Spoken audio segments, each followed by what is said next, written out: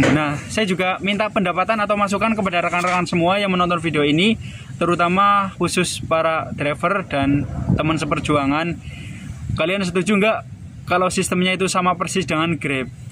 Nanti yang saya khawatirkan itu prioritas bisa hilang.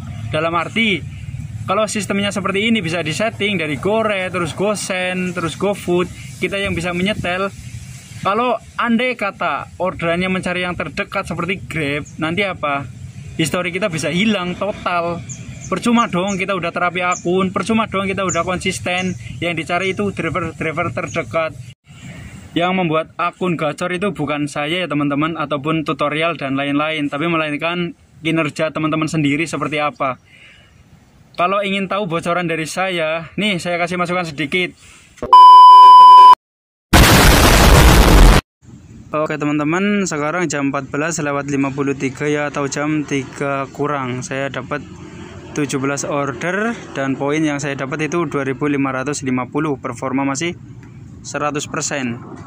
Sekarang hari Sabtu tanggal 14 Januari. Jam menunjukkan 14:53. Ini ya teman-teman, bisa cek di riwayat ordernya. Pendapatan mohon maaf saya sensor. Ya intinya alhamdulillah cukup buat dapur untuk hari ini ya. Ini orderan terakhir tadi dapat Rp16.000 800. Ini GoPay bersih.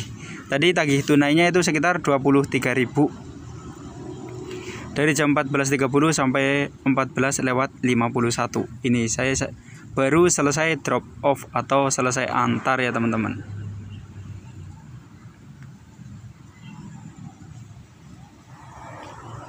Nah, untuk cek di history map, kita bisa cek sama-sama ya. Klik mapnya, lalu klik pojok kanan atas, seperti biasa ya teman-teman. Setelah itu kita akan pilih lini masa Anda.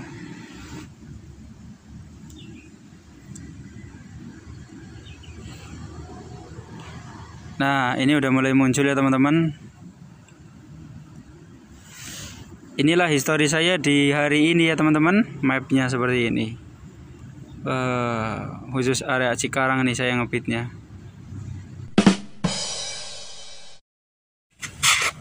Dalam saya ngebit ya, saya keluar emang stabil. Jam 6 harus keluar tet. Ketika jam 12 saya off untuk setengah jam, maksimal itu 1 jam buat sholat dan makan siang. Setelah itu kita juga harus cari spot rame. Kalau akun kita gagu, jangan pernah berdiam di satu tempat. Kalian sanggup nggak?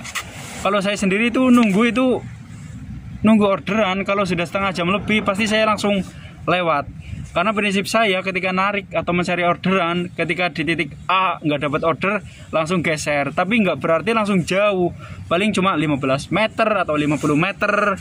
Kalau emang nggak dapat lagi ya kita mencari spot-spot di jam sibuk. Makanya teman-teman kalau mungkin narik saja bisa, semua driver pasti bisa narik, tapi kan nggak tahu spot-spot ramainya di mana saja. Nih kalau ingin tahu di spot-spot ramai di area Cikarang, perumahan Taman Sentosa udah banyak, Elysium juga banyak, Lembah Hijau juga banyak. Ya intinya di area perumahan itu hampir rata di Cikarang itu ramai. Terus ketika siang kita nongkrong di stasiun bisa juga, apalagi di ruko dan lain-lain, ataupun di resto. Ya kan, terus bisa juga ke sekolah-sekolah yang banyak orderannya. Karena di tempat saya atau di Cikarang ini mungkin nggak sama di tempat kalian. Makanya jangan pernah nyamakan gitu kan. Jangan pernah menyamakan orderan di tempat A dan di tempat B, atau di kota A, di kota B itu sama. Karena tiap daerah beda-beda. Di Cikarang itu memang kota maju, termasuk kayak kota berkembang lah. Karena di sini juga banyak kawasan-kawasan industri, pabrik, terus kantor, apartemen, hotel, mall, dan lain-lain. Itulah yang membuat kita semangat, ataupun membuat saya semangat. Karena saya juga nggak harus belajar untuk akun menjadi gacor. Gimana caranya itu mempertahankan akun tetap gacor. Itu yang paling penting.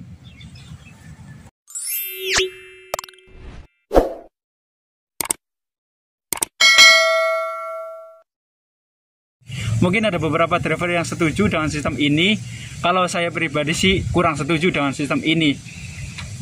andai kata kalau prioritasnya dihilangkan gitu. Tapi ya mungkin perbaikan sistem memang buat memperbaiki kedepannya sih saya wajarin atau saya ya mengikuti apa yang ada. Tapi kalau usul dalam hati kecil saya ya jangan sampailah sistem prioritas itu dihilangkan gitu. Takutnya orderan sekarang atau orderan di berikutnya nanti sistemnya itu terdekat.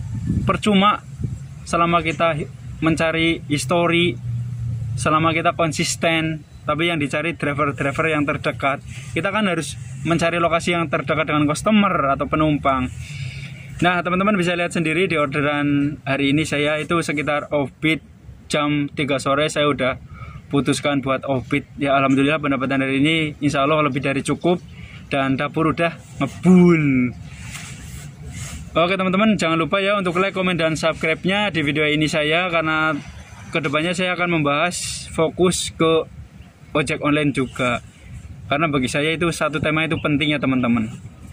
Biarkan yang lain mungkin para youtuber itu membahasnya konten campuran, tapi saya juga udah ada omongan dari orang yang bener-bener channel YouTube-nya udah berkembang, itu usahain satu tema atau satu niche, jangan di mix atau dicampur.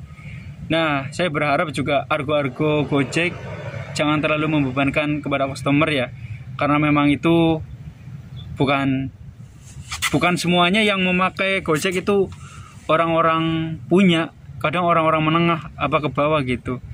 Saya pun sebagai driver kalau order Goret ataupun GoFood dan lain-lain menggunakan online, kita juga harus berpikir dua kali. Apakah ini kita kalau memakai terbiasa bahkan menguntungkan buat kita atau enggak, kecuali memang kebutuhan. Kayak kita nggak punya motor atau belum punya motor ya kan, wajar kalau kita setiap hari itu orderannya Goret atau order Goret terus ya, karena kita belum memiliki kendaraan sendiri ya. Kalau ingin tahu trik dan spotnya nih, apakah kalian sanggup keluar pagi konsisten, pulang jam sore? Mungkin teman-teman mengira pendapatan gede ya menjadi driver. Kalian nggak tahu itu perjuangan dari nolnya seperti apa, dari awalnya seperti apa. Karena proses itu memang nggak mudah. Perjuangannya benar-benar luar biasa, memakan waktu, menguras tenaga, ya kan? Kalau kalian sanggup, wah saya acungi jempol. Kalau keluar pagi konsisten, tidak pernah cancel, terus orderan apa aja diambil, penjemputan jauh diambil. Kalau kalian sanggup, pasti akun menjadi enteng. Oke teman-teman, kurang lebih seperti itu. Terima kasih dan salam satu aspal. Wassalamualaikum warahmatullahi wabarakatuh.